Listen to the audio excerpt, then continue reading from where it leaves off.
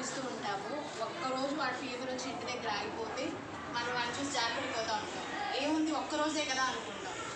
ఆ ఒక్క రోజులో వాడు ఎంత మిస్ అవుతాడా అనేది మనకి మాత్రమే తెలుసు. ఎందుకంటే ఒక్కరోజే మనం మిస్ చేస్తామండి, నెక్స్ట్ డే వాడు దానికి అలవాటు పడిపోతాడు. సో ఒక్కరోజైనా కానీ నేను మా అబ్బాయిని స్కూల్ కాకుండా, ఎందుకంటే టాబ్లెట్ వేసైనా పంపిస్తాను, ఆఫ్టర్నూన్ తీసుకొస్తాను, ఈవినింగ్ తీసుకొస్తానని మనం చెప్తే వాళ్ళు అదే మైండ్లో ఫిక్స్ అయిపోతారు. మా అమ్మ ఈ రోజు ఆపింది కదా, మా డాడీ ఈ రోజు ఆపారు కదా అని వాళ్ళు అడ్వాంటేజ్ ఎక్కువగా తీసుకుంటూ ఉంటారు.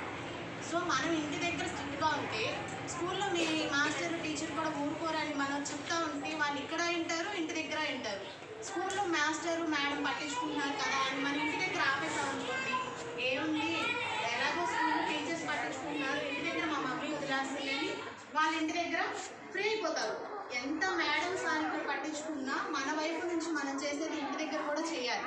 సో నేను ఎవ్రీడే మా అబ్బాయిని అడుగుతూ ఉంటాను, ఈరోజు ఏ క్లాస్కి ఏ టీచర్ వచ్చారు, ఏ మేడం వచ్చారంటే స్టార్టింగ్లో మా వాడు చెప్పేవాడు, ఈరోజు మా సార్ రాలేదు, మా ఆబ్సెంట్ పెట్టేశారు, నాకు హోంవర్క్ ఇవ్వలేదు అని. 1 వీక్ అదే చెప్పాడు కంటిన్యూస్గా. అసలు 1 వీక్ మీ సార్ ఆబ్సెంట్ ఎందుకు పెడతారని అడిగి నేను హెడ్ మాస్టర్ గారిని అడిగితే అప్పుడు చెప్పారు, సార్ నిజంగానే లీవ్లో ఉన్నారండి, అందుకే వాడికి హోంవర్క్ ఇవ్వలేదు అని. అది నిజమా కాదో ఫస్ట్ మనం తెలుసుకోవాలి. వాళ్ళు అర్థం చెప్తున్నారా నిజం చెప్తున్నారా అనేది మనకు ఒక క్లారిటీ ఉండాలి. ఇప్పుడు ప్రతిరోజు మీ క్లాస్కి ఏ మేడం వస్తారు, ఏ సార్ వస్తారండి, ఈ సార్ వచ్చారు, ఈ లెసన్ ఇచ్చారు, ఈ మేడం వచ్చారు, ఈ లెసన్ చెప్పారని వాడు ఎవ్రీడే నాకు కరెక్ట్గా చెప్తాడు. ఆ క్లారిటీ అండ్ ఆ కంటిన్యూటీ మనలో ఉండాలి. మన పిల్లలు ఏం నేర్చుకుంటున్నారు, ఏం చెప్తున్నారు అనేది ప్రతిదీ కూడా మనం తెలుసుకోవాలి. వెళ్తున్నాడు కదా పంపిస్తున్నాము వచ్చేస్తున్నాడు అని మనం లైట్ తీసుకోకూడదండి. ఇప్పుడు ఈ స్టెప్పే ఫస్ట్ స్టెప్. ఇప్పుడు ఎంత గట్టిగా ఉంటారో ఫ్యూచర్లో వాళ్ళకి అదే బెస్ట్ స్టెప్ అవుతుంది. నేనైతే నా పేరెంటింగ్లో ఇదే నేర్చుకున్నాను, ఇదే కంటిన్యూ చేస్తున్నాను. మీరందరూ నాకంటే పెద్దవాళ్ళు, సో మీ నుంచి నేను నేర్చుకోవాలనుకుంటున్నాను. నాకు తెలిసిన పేరెంటింగ్ టిప్స్ అయితే ఇవే. మనం పిల్లల్ని వదిలేయకూడదు. ఇంటికి వచ్చిన తర్వాత ఆడుకోనివ్వాలి, వాళ్ళకి ఒక 1 అవర్ 2 అవర్స్ టైం ఇవ్వాలి. వాళ్ళ మైండ్ ఫిజికల్గా యాక్టివ్గా ఉండాలి అండ్ మెంటల్గా కూడా యాక్టివ్గా ఉండాలి. అంటే మనం వాళ్ళతో ఎక్కువ టైం స్పెండ్ చేయాలి. మార్నింగ్ 6కి లేచారనుకోండి, 9 వరకు టైం ఉంటుంది. ఆ 9 వరకు వాళ్ళు ఏం చేస్తున్నారు, చదువుకుంటున్నారు, ఆడుకుంటున్నారు, ఏం చేస్తున్నారు అని ప్రతిదీ మనమే అబ్జర్వేషన్ చేయాలి. ఈవినింగ్ ఇంటికి వచ్చేసారు కదా, మార్నింగ్ నుంచి ఈవినింగ్ వరకు మా అబ్బాయి స్కూల్లో కష్టపడ్డాడంటే మనం ఫీల్ అవ్వకూడదు. ఇంటికి వచ్చిన తర్వాత 4కి వస్తున్నారండి, 9 వరకు వాళ్ళకి టైం ఉంటుంది. కనీసం 2 అవర్స్ అయినా మనం వాళ్ళకి కేర్ చేయాలి. సో నేనైతే 8:30 వరకు మా అబ్బాయిని ట్యూషన్ పంపిస్తున్నాను. రాగానే పడుకుపోతాడు, వాడికి టీవీ చూసే ఛాన్స్ ఉండదు, మాట్లాడే ఛాన్స్ ఉండదు. ఎందుకంటే వాడు ఎంతవరకు మాట్లాడాలో అంతవరకు మాట్లాడితే చాలండి. ఇంటి దగ్గర ఉంటే టీవీ పెడతాం, సీరియల్ చూస్తాం, అదే వాడు మైండ్లో పట్టుకుపోయి టీవీస్ సీరియల్స్ చూస్తూనే ఉంటాడు, ఇంకా చదవడు. అది నేను అబ్జర్వ్ చేశాను. సో ఇప్పుడు కంటిన్యూగా ట్యూషన్కి పంపిస్తున్నాను, నేనైతే కేర్ తీసుకుంటున్నాను. ఎవ్రీడే మీ పిల్లలు కూడా స్కూల్లో ఏం జరుగుతుంది, ఏంటి, మీ మేడం ఈరోజు ఏం చెప్పారు, ఏం హోంవర్క్ ఇచ్చారు, నువ్వు డల్గా ఫీల్ అయ్యావా, నిన్ను ఎవరైనా కొట్టారా, నువ్వేమైనా తప్పు చేసావా, ఇవన్నీ అడుగుతూ ఉండండి.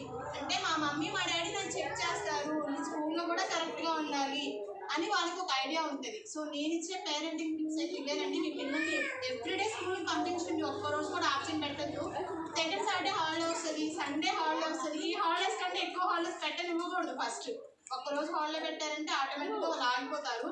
సో కంటిన్యూటీ ఉండాలండి. మెయిన్ కంటిన్యూగా స్కూల్కి వస్తే చాలు. వాళ్ళు ఆ స్కూల్ డేస్ అనేది ఎంజాయ్ చేస్తారు. ఇప్పుడే చిన్నపిల్లలప్పటి నుంచే ఎంజాయ్ చేస్తారు. పెద్ద కొద్ది వాళ్ళు ఎంజాయ్ చేసేది ఏమి ఉండదు. వర్క్ ప్రెజర్, హోంవర్క్ ప్రెజర్ వాళ్ళ మీద పడిపోతూ ఉంటుంది. సో ఇప్పటి నుంచే పిల్లలు స్కూల్కి రావడానికి ఎంజాయ్ చేయడం మనం నేర్పిస్తే ఆటోమేటిక్గా వాళ్ళే నేర్చుకుంటారు.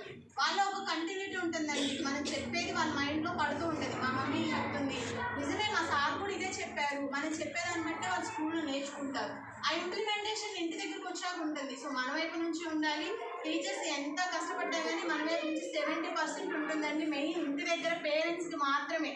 మనం అనుకుంటా స్కూల్కి వెళ్ళిపోయారు, వచ్చేసారు, వాళ్ళ మేడం సార్ చెప్పారండి.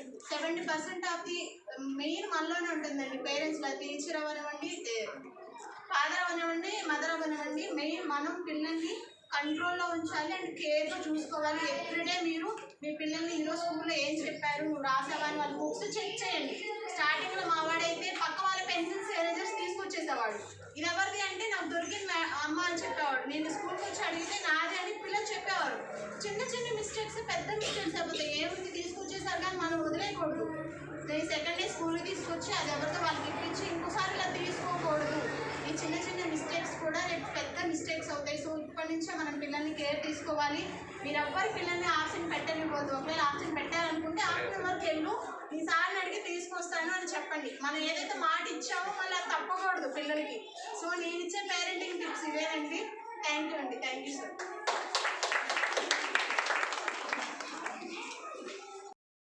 సో నా స్పీచ్ అదనమాట. ఎలా ఉంది ఏంటనేది తప్పకుండా కమెంట్ సెక్షన్లో చెప్పేయండి. నాకు వచ్చిన ఆఫర్ ఏంటంటే ఈవినింగ్ ట్యూషన్ చెప్పడానికి సార్ రమ్మన్నారు, హెడ్ మాస్టర్ గారు. సో ఈ వీడియో ఎలా అనిపించింది చెప్పండి. Bye bye, take care, see you on next vlog.